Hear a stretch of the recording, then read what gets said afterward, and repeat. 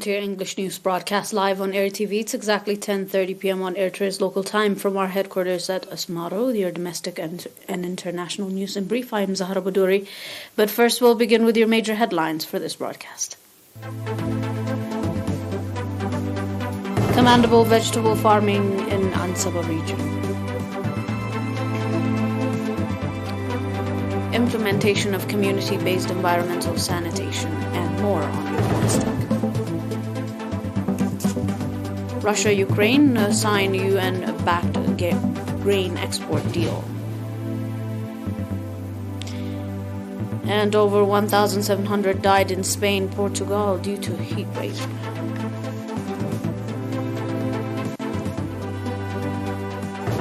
Welcome to your domestic in brief. The effort to expand and develop vegetable and fruit farming is significantly contributing in ensuring supply to the market as well as in improving the livelihoods of farmers. Pointing out that previously the vegetables and fruit farmers have been concentrating on specific types of products, Mr. Kaseta Goitom, head of the Vegetable and Fruit Farming Development, said that currently the farmers are expanding activity with variety of products. Mr. Kaseta went on to say that training programs are being organized on use of natural fertilizers and pesticides with the objective of developing their understanding, and they are demonstrating a change from time to time. In Ansaba region, there are over 2,200 farmers engaged in vegetables and fruit farming.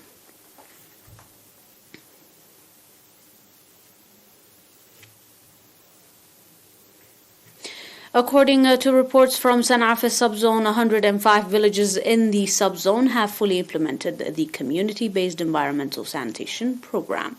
At the event organized to provide certificate of recognition, 10 villages in administrative areas of Golo and Kashait, Mr. Take Kahsai, head of the health services in the subzone, said that effort is being exerted to implement the program in the remaining 13 villages, indicating that the achievement already registered is the result of sustainable awareness-raising activity.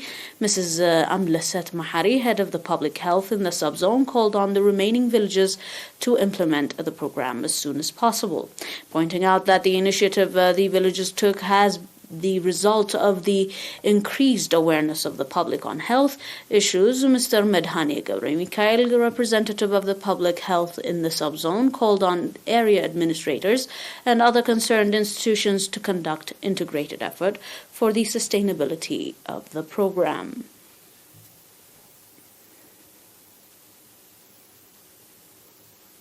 On your final domestic, 12 patients have been diagnosed positive for COVID-19 in tests carried out today at testing stations within the central region, as your health report. On the other hand, 11 patients who have been receiving medical treatments in hospitals in the central region have recovered fully and have been discharged from the facility. The total number of recovered patients has accordingly increased to 9,755, while the number of deaths stands at 103. The total number of confirmed cases in the country to date since COVID attacked has increased to 9,928. Ministry of Health, Asmara, 23rd July 2022.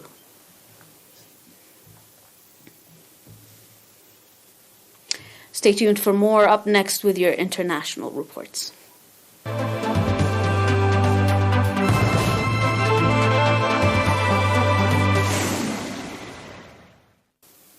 And on your reports on the global line, Russia and Ukrainian officials have signed a deal to allow grain exports from Ukrainian Black Sea port, as UN Secretary General Antonio Guterres and Turkish President Recep Tayyip Erdogan said the agreement would help ease a global food crisis. The neighboring warning countries are among the world's biggest exportees of food, but Russia's invasion led to a de facto blockade of the Black Sea, resulting in Ukraine's exports dropping to a sixth of their pre-war level.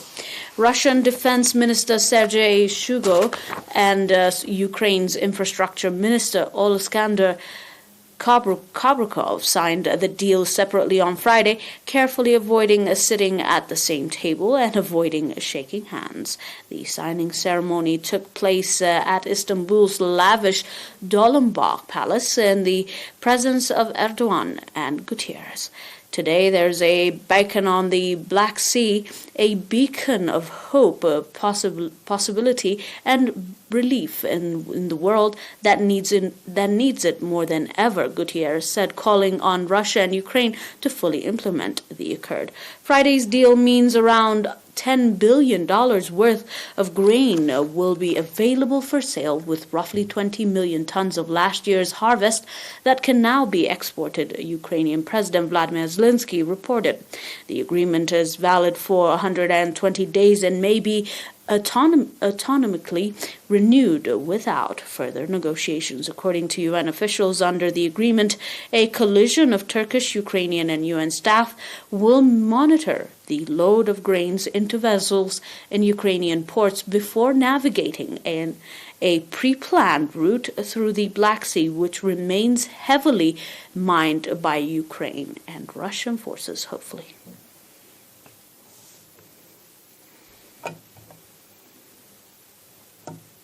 On your final report, a voracious heat wave that brought record temperatures to part of the Europe has resulted in deaths over 1,700 on the Iberian Peninsula alone, according to the World Health Organization European Office report.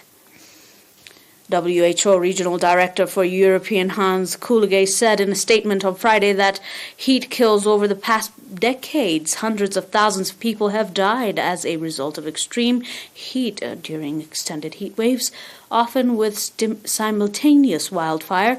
This year, he says that they have already witnessed more than 1,700 needless deaths in the presence of heat wave in Spain and Portugal alone.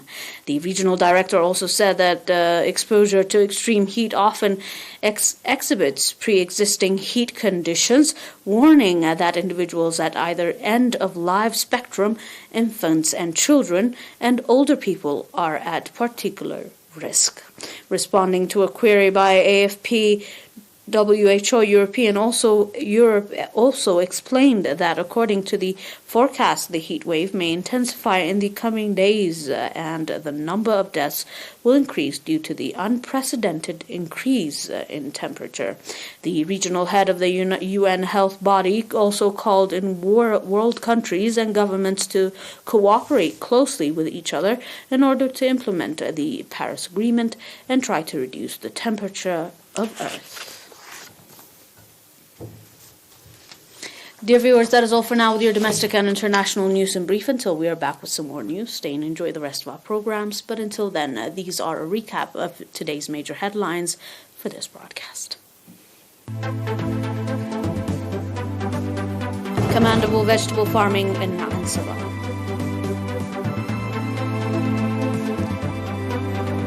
Implementation of community-based environmental sanitation program. Russia-Ukraine sign UN-backed grain export deal. Over 1,700 died in Spain, Portugal due to heat wave.